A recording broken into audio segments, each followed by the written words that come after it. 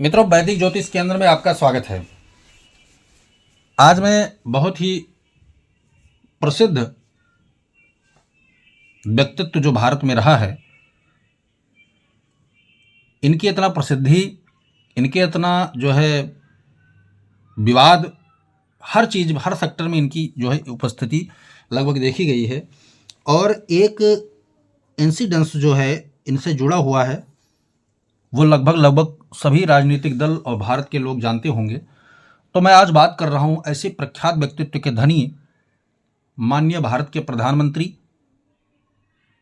श्रीमती इंदिरा गांधी की कुंडली की बात मैं कर रहा हूँ। मित्रों, कोई छोटी शख्सियत नहीं थी, बहुत बड़ी शख्सियत थी भारत की प्रधानमंत्री। दो तीन बार प्रधानमंत्री ये बनी है।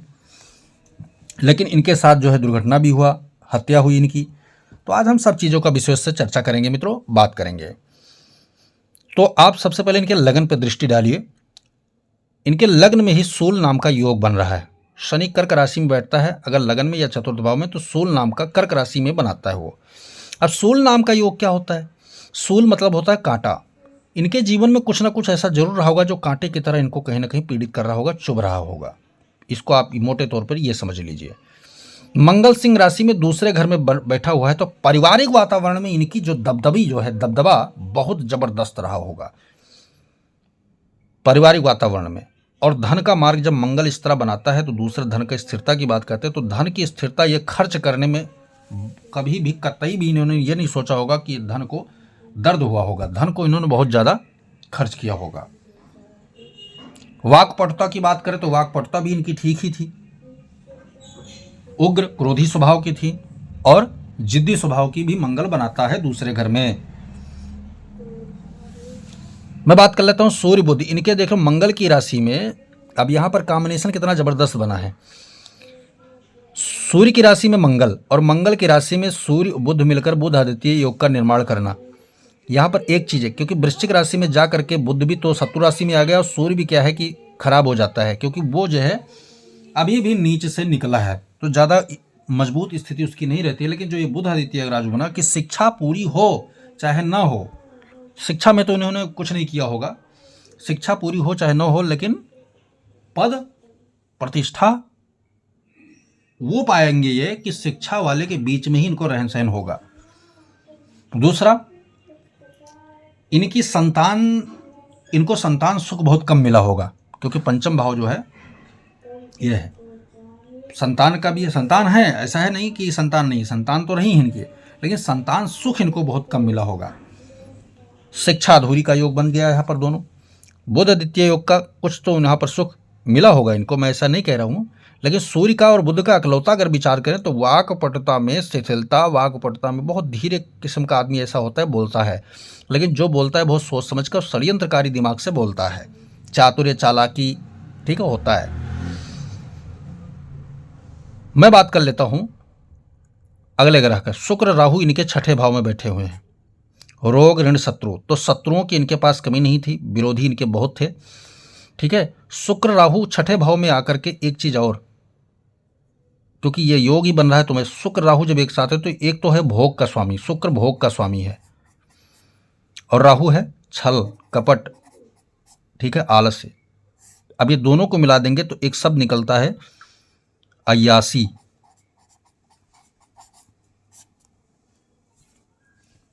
थोड़ा किस इनके जो है बहुत ज़्यादा ये लग्जरी सुख सुविधा में रही होंगी, ऐसा मैं कह सकता हूँ,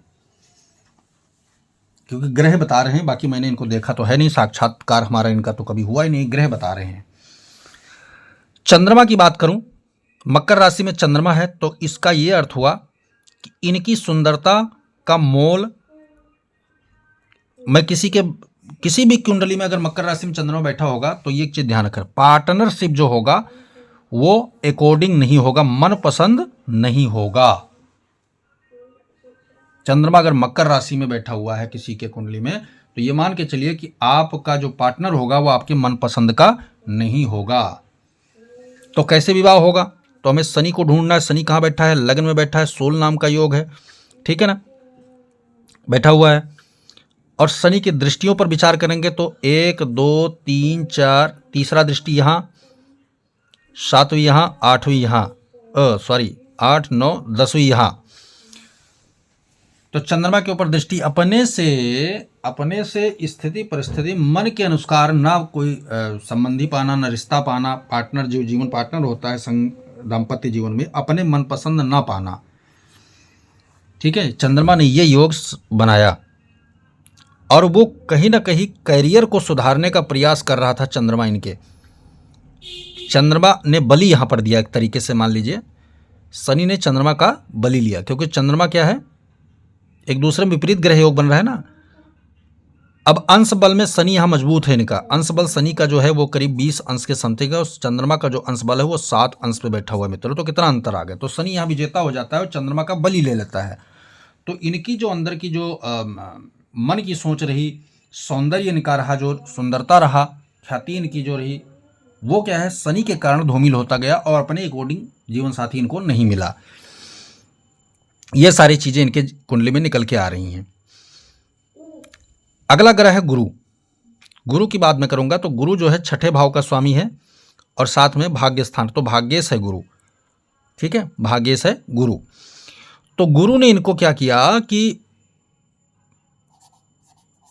पैसे, चूंकि इनकम भाव में बैठा है तो पैसे तो देगा ही। ठीक है, पैसे इनको क्या है, विरासती तौर पे मिला होगा, विरासती तौर पे मिला होगा। लेकिन पैसे इनके जो है शौक में, बेकार के रास्ते में पैसे खर्च किए होंगे कि रोग शत्रु, ठीक है, खर्च इनमें सारे पैसे को शत्रु को हराने के मामले में इन्हें गलत तरीके से पैसे इनके बे हुए होंगे। लेकिन चूंकि भाग्य का भी स्वामी है तो गुरु ने भाग्य में इनको क्या दिया होगा, पारंपरिक परंपरा कहीं से इनको मिला, ख्याति इनको मिली। और गुरु क्या करता है, परंपरा, हम जन्म कहीं भी ले लें मित्रों, एक चीज ध्यान रखना, जन्म कहीं भी लेंगे, जिसका गुरु मजबूत होता है और गुरु बैठने का स्थान अगर भाग्य का स्वामी हो जाए, एकादश का स्वामी हो जाए, तीसरे भाव का स्वामी हो जाए, तो ये मान के चलिए गुरु आपको ऐसी ख्याति, ऐसा परिवार, ऐसा वंश कुल परंपरा में लाकर खड़ा कर देगा कि आपकी छवि पूरी तरह सुधर जाएगी। लास्ट में फाइनल बात करता हूं केतु और राहु की।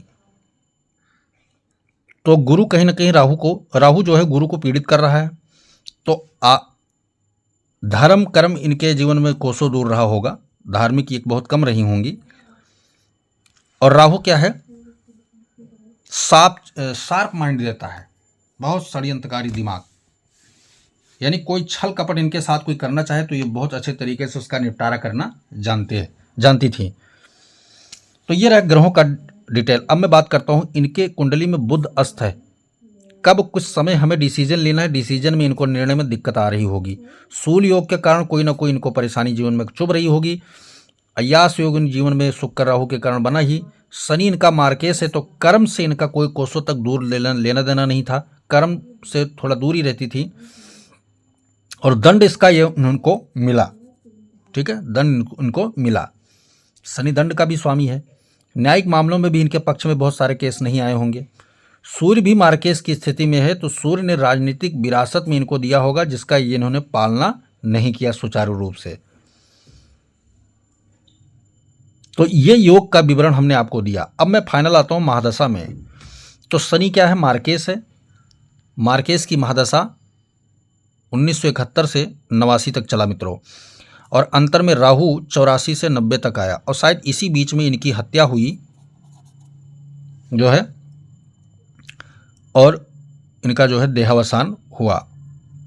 तो ये रहा फाइनल डेटा माननीय श्रीमती इंदिरा गांधी जी की कुंडली का। मित्रों, वीडियो पसंद आए तो लाइक करें, शेयर करें, सब्सक्राइब करें, साथ में बेल आइकन का बटन जरूर दबाएं ताकि हमारा नया लेटेस्ट वीडियो आप तक जरूर पहुंचे। बिना स्किप करके वीडियो देखेंगे तभी समझ में आपके आएगा।